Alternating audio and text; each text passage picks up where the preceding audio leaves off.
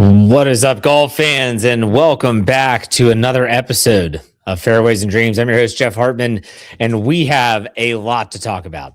I feel like the offseason, although it's not long on the PGA Tour, there hasn't been anything really to discuss. I mean, yes, you have some of the smaller events, whether it's the PNC Championship to discuss, the event where you have a PGA Pro and an LPGA Pro together, whatever. It doesn't matter. Finally, not only are we going to be getting a press podcast back this week with the Sony Open coming up to kick off the 2026 season, we have some huge news in the world of golf, and it all pertains around LIV Golf and Brooks Koepka defecting from LIV Golf. I was going to do an entire prediction podcast about who I'm predicting to win the major tournaments this season. Had everything done, and then all of a sudden this news hit. So I'm pushing that back to next week. This week, we are talking about, is Brooks Koepka leaving the first domino to fall for LIV Golf? I think that at one point, if one of these big name players that left the PGA Tour would have said, you know what, I'm trying to go back to the PGA Tour. I don't know what that's going to look like. That's you wouldn't be shocked. Let's put it that way. You wouldn't be shocked. But I want to give credit to where credit is due as it pertains to the new CEO of the PGA Tour. We'll get to this in a second. When he came out and said, we're going to give these people an avenue to return. And we're going to make it very clear cut. So the CEO that we're talking about is Brian Roloff. This is the guy. It was announced early in 2025. He's an NFL guy. He was, some thought, would have been the next commissioner of the National Football League when Roger Goodell's contract leaves, and he said, I'm not waiting. He took the job as the CEO of the PGA Tour. So here is what we have, and this is a written statement from Brian Roloff and the PGA Tour. So pay attention because there's a lot of interesting details to this. He says, in quote, as the 2026 PGA Tour season begins this week at the Sony Open in Hawaii, I wanted to provide an update to our fans on recent player developments that have been in the news, as well as the PGA Tour's response to this unique situation. Since becoming CEO last year, my primary focus has been a commitment to our fans to create the best version of the PGA Tour. I promised that together we would respect the past while building for the future, challenging ourselves to reach new fans and create a tour that both reflects the best of sports competition and retains the elite competitive environment our fans expect every week. I've been fortunate to hear and learn from so many of our fans on what makes the PGA Tour special, along with the ways we can further enhance the drama and consequence of competing at the highest level of the game. And one thing has been clear across each of these conversations: you all want the best players in the world competing against each other more often. On December 23rd of 2025, Brooks Koepka notified the PGA Tour that his previous affiliation had concluded, and he subsequently applied for reinstatement of tour membership. This prompted our boards to evaluate how we deliver the best version of the PGA Tour for our fans, players, and partners, with severe and justified consequences, which has resulted in our new returning member program. So let me pause for a second and kind of explain what he's saying here. The returning member program, they have created a way for a player that went to LIV Golf to come back, and to come back quickly, as you're going to find out. And what they wanted to do is they're saying, we want to give the best golf experience to our fans possible. We want the best golfers on tour. And by the PGA Tour saying, you know what, we are going to have this hardline stance that you will not be able to return unless you wait a year, 6 months, however long.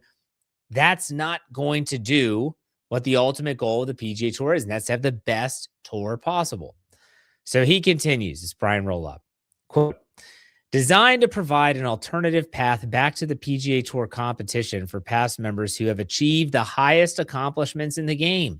The returning member program mandates heavy and appropriate limitations to both tournament access and potential earnings that we believe properly holds returning members accountable for substantial compensation earned elsewhere. It also includes elite performance-based criteria that requires winning the Players' Championship, the Masters Tournament, the PGA Championship, the U.S. Open or the Open Championship between the years of 2022 and 2025. Let me pause again. What this is saying is that if you were really good in between the years of 2022 and 2025 and you won a major tournament, you can come back. Now, that obviously limits who could potentially be returning. And I did think it was interesting that if you go back to 2021, who won the PGA Championship that year? Phil Mickelson. I did find it interesting that they said this starts from 2022. They could have gone back a year.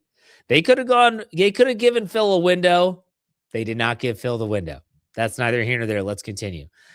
Its strict limitations, which Brooks has agreed to, include a 5-year forfeiture of potential equity in the PGA Tour's player equity program, representing one of the largest financial repercussions in professional sports history, with estimations that he could miss out on approximately 50 to 85 million in potential earnings, depending on his competitive performance and the growth of the tour. At the request of the PGA Tour, Brooks has also agreed to make a $5 million charitable contribution, the recipient or recipients of which will be determined jointly. Let's take a pause here. Now, so what they're saying is that Brooks is coming back, but for 5 years, he will not earn any equity in the PGA Tour's equity program. Remember, this is that program that the better you do, the better you, I guess, maybe not the better you, because Tiger Woods is going to make a bunch of money off of this, and he's not even golfing anymore because he's a big name. He brings a lot of equity to the PGA Tour, even though he's not playing. And so Brooks Koepka, as they say in the statement, could lose upwards of 50 to 85 million for 5 years. So he would not receive any type of equity payment within this program until obviously past 2030. So there are repercussions there. And obviously he had to agree to a $5 million donation to a charity or charities that will be agreed upon. Let's continue. Importantly, the returning member program will not take away playing opportunities from current members. Fields will be expanded as needed. Other eligible players interested in seeking PGA Tour reinstatement must do so by the time the returning member program closes on Monday, February 2nd. This is a one-time defined window and does not set a precedent for future situations. Once the door closes, there's no promise that this path will be available again. All right, so we're going to stop one more time. There's one more paragraph, but still there's a lot of information here. So Brooks Koepka, he is going to be allowed to play in events because of his success, because he's a name, because he's won majors and all this stuff. And what they're saying is that they are going to expand the field to allow him to play. He's not going to take the place of someone who may have earned it, but is not as big a name as Brooks Koepka. And I think that's a really good move by the PGA Tour. But then they're also saying, hey, you have till February 2nd to make up your mind. So we're going to give you just under a month to make up your mind. Do you want to come back or not? And they're saying that if you decide I'm staying, I'm going to stay with LIV, I'm not going to come over, whatever, they said there's no guarantee that this is going to be opened again. So they're basically opening up this door. We're welcoming you back. Here's what you got to do. You can come back. You can play on the tour. You can earn a lot of money. Yes, there's going to be some repercussions, but ultimately it's up to you. And there's no guarantee that they have this yearly or anything like that. Let's continue lastly. So we will continue to aggressively pursue anything that enhances the fan experience and makes the PGA Tour stronger. This is part of our commitment to fans who expect the world's best players to compete on the PGA Tour week in and week out. So obviously Brooks Koepka, he took to his social media and he said the following: I want to thank my family and my team for their continued support throughout every step of my professional career.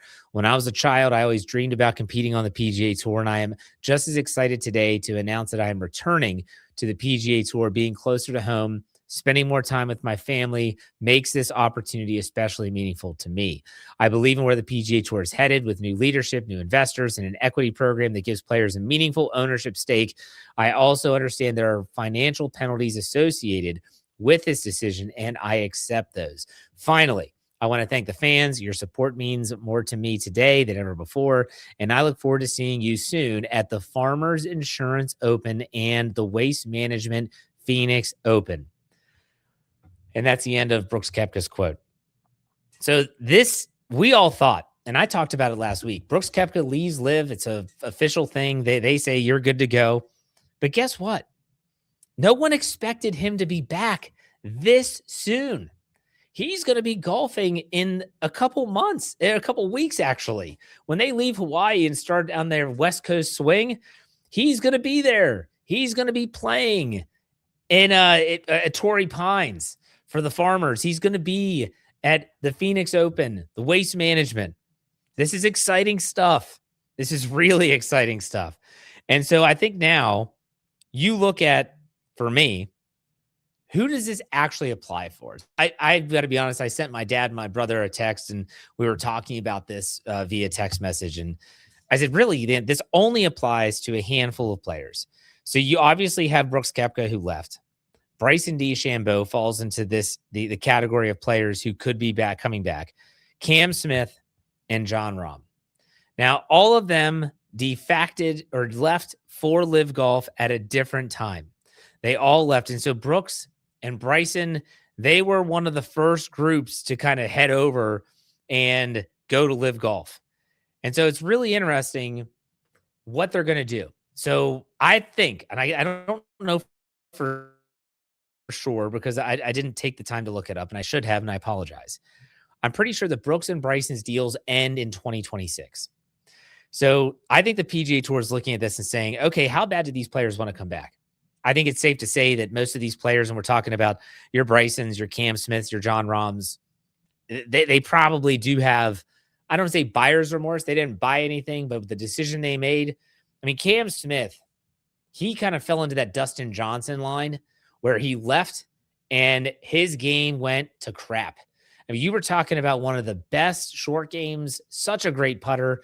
He was missing cuts on the LIV Tour. It was atrocious. It was absolutely atrocious. Jon Rahm struggled early, but then he kind of got it back together. But I think that Jon Rahm probably feels like, yeah, I kind of wish I was still back there. And then obviously Bryson DeChambeau. Bryson DeChambeau, who's already publicly talked about the willingness to want to get a deal done with LIV. He wants to stay, and he thinks that team golf is the future. But this is different. Brooks is gone. That was one of the guys that he left with. This was one of the guys they were going to build LIV Golf with. And he said, I'm out. See ya. I just don't want to deal with this. I want to go back to where I was. And now the PGA Tour, which was so staunchly against it, said, you want to come back? Let's come back. Hey, we're going to welcome you back.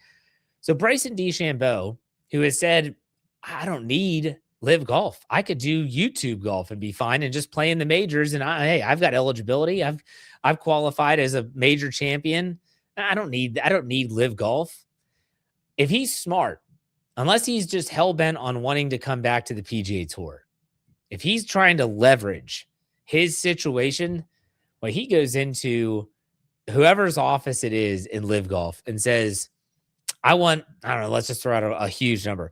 Give me 500 million guaranteed. 500 million guaranteed, or I walk. And I'll go back. I'll take the punishment with the PGA Tour. I'll start playing there. I'm going to be bigger than ever. I'm going to start getting all those fans that already love me back in my good graces. I'm going to get official world golf ranking points. I'm going to continue to do YouTube stuff. I'm going to make a ton of money. I don't need you. You need me. If I leave, the LIV Golf is done. Because if you could you imagine if Cam Smith comes back to the PGA Tour, it'll be news, but it's not going to be earth-shattering. Brooks Koepka leaving was kind of earth-shattering. Bryson DeChambeau leaves and comes back to the PGA Tour, that would be cutting LIV Golf's legs directly out from underneath it. Phil Mickelson is not going to keep that organization afloat. He's not that guy anymore. Jon Rahm is not that guy. This is such a genius move when you're talking about Brian Roloff, the new CEO of the PGA Tour. Hey, I guarantee you what he's saying is we're not getting a deal done with this Saudi investment group. That's not going to happen. President Trump can say whatever he wants. It's not happening. We don't see things eye to eye. We don't see the future the same way. So you know what? Let's try to kill these suckers from the inside. Let's get all their good players to come back to the PGA Tour. We're going to give them an opportunity. The punishment isn't going to be too severe. They'll be able to make a lot of money on the PGA Tour. And you know what? If they all leave, what are they then? They are nothing. They are nothing but a blip on the radar. And I could almost say that they're a blip on the radar anyways. No one cares about LIV Golf. No one watches LIV Golf. Everyone just cares about when those players are somehow, some way competing with everyone else. The majors, the Ryder Cup. You could talk about the President's Cup if you want. Sure.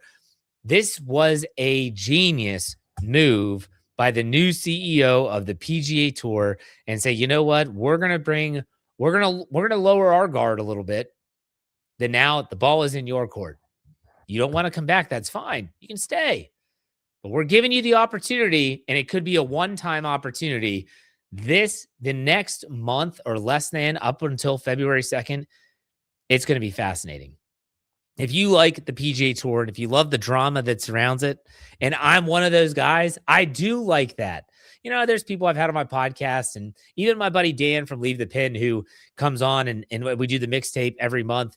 He says, you know, I don't LIV Golf, all that stuff, because I just get so sick of professional golf. Hey, there are a lot of people like that. And there's a lot of people that are probably, you know what, Brooks, screw you. You left. Why should they welcome you back? Fair enough. I get it. I love the drama. I love the drama. I love talking about the PGA Tour. I love talking about these players making moves. I love giving picks and predictions. The next few weeks are going to be very, very interesting as it pertains to the future of LIV Golf, because not only do you have Brooks Koepka leaving, but it becomes public then, and now we're going to dive into the latest news, which is all kind of intertwined together, that Akshay Bhatia, he was offered a huge contract to go to LIV, and he was going to be on Phil Mickelson's team over there on LIV Golf, and he turned it down. He said, no, I'm good. I'm going to stay on the PGA Tour. And you had, I think it was Siwoo Kim was offered a very lucrative contract as well, and he reportedly turned it down. And so now LIV, they're trying to coax some of these young, up-and-coming talented players from the PGA Tour to come to LIV, and it just seems like they've lost all their steam. And now, even if it's just Brooks Koepka coming back, you got to think, what is a PGA player thinking? I mean, unless you're someone who, man, they just really want the money. They need the money. They want that money, and they're not going to get it on the PGA Tour based on the current setting and situation with the players that are there and the way that everything's set up. Unless they're one of those players, why would you leave? Everyone's coming back. They're saying the PGA Tour setup is better with the new leadership, with the new investors, with the equity program. Why would you leave that? It's going to be fascinating. How does LIV recover from this? Well, don't worry, folks. They announce that in the United Kingdom, you'll be able to watch LIV Golf. Yes, that's right. You'll be able to watch it, and you'll be able to watch it on TNT. As LIV Golf in the UK has signed a new multi-year UK and Ireland TV deal with TNT Sports and its streaming platform Discovery Plus to broadcast all 14 events of the 2026 season, offering on-site presentation and quote-unquote comprehensive coverage. Further information regarding scheduling and coverage plans will be announced later in the coming weeks. And this does not impact LIV Golf's US TV deal with Fox Sports. So, hey, TNT Sports, for all those overseas that might be watching in the UK or in Ireland, yeah, LIV gets TNT. Congratulations. Let's talk about some non-LIV Golf things to finish up the show here. First and foremost, the TGL. TGL is in the midst of their season, and guess what? The ratings are down. The ratings are not good. And really, when you think about their ratings and you look at everything, here's what I found. The TGL has seen a massive ratings decline over the first two events of the new season. Week 1 fell from 919,000 on ESPN to 646,000 on ABC, a decline of nearly 30%. Week 2 fell off from 1.015 million on ESPN with Tiger Woods last year to just 354,000 on ESPN2 without Tiger, a decline of nearly 65%. It's also worth noting that the numbers from 2025 were what's called panel only. And this year, they are panel plus big data, which adds an estimated 5% to the viewership. So in other words, these numbers from 2026 are worse than you would think based on getting the panel plus big data added on. What are my thoughts on this? I think that they're missing Tiger, obviously. And I think Tiger, they said he's going to try and come back and play on the TGL by the second half of the season. I do think that the TGL trying to be on when football is on and the college football playoffs, I think they have to figure that out. I've spoken openly about how I think the TGL could be better from a team perspective, that they're missing out on things like a draft, free agency, and all that stuff. And they are expanding their rosters, but to me, it's just not enough to bring you into the product. And some people might say, like, last year it was different, it was new, it was interesting. This year, what are you doing that's different that's going to keep me coming back? So this will be interesting to see what the TGL does in response. Last but certainly not least, if you watched television over the weekend, you probably saw several commercials for the Masters as it's coming up in April, but also the first Amazon Prime Masters commercial aired. Now, if you're wondering what is going on, why am I seeing Amazon Prime and the Masters? Let's not forget, we talked about this last year at the end of the year, that Amazon Prime and the Masters Golf Tournament have come in and they have paired up. No, before you think, oh my gosh, am I going to have to get Amazon Prime or Prime Video to watch the Masters? The answer is no. If you want to watch extended viewership, if you want more Masters coverage on Thursday and Friday, that will air on Amazon Prime. So they're giving you at least over an hour extra coverage on Thursday and Friday of the Masters. And that is in addition to what the Masters already gives you from the Masters app if you want to watch live on the app or online through the Masters website. But it's exciting to see. And again, you don't have to be an Amazon Prime member to still get your regular coverage. If you want extended coverage, that's where this comes into play. So, oh my gosh, what a wild few days in the world of golf. And we are getting ready for, again, the Sony Open coming up. I'm going to have a press podcast for you tomorrow, Wednesday, giving you the latest odds, my picks and predictions, which are always a challenge in the early portions of the season. We'll see who starts out hot and who doesn't as they're in Hawaii. But you know, he finished these up. Be safe, be kind, and God bless. Have a great rest of the week. We'll see you tomorrow on the press podcast. Take it easy.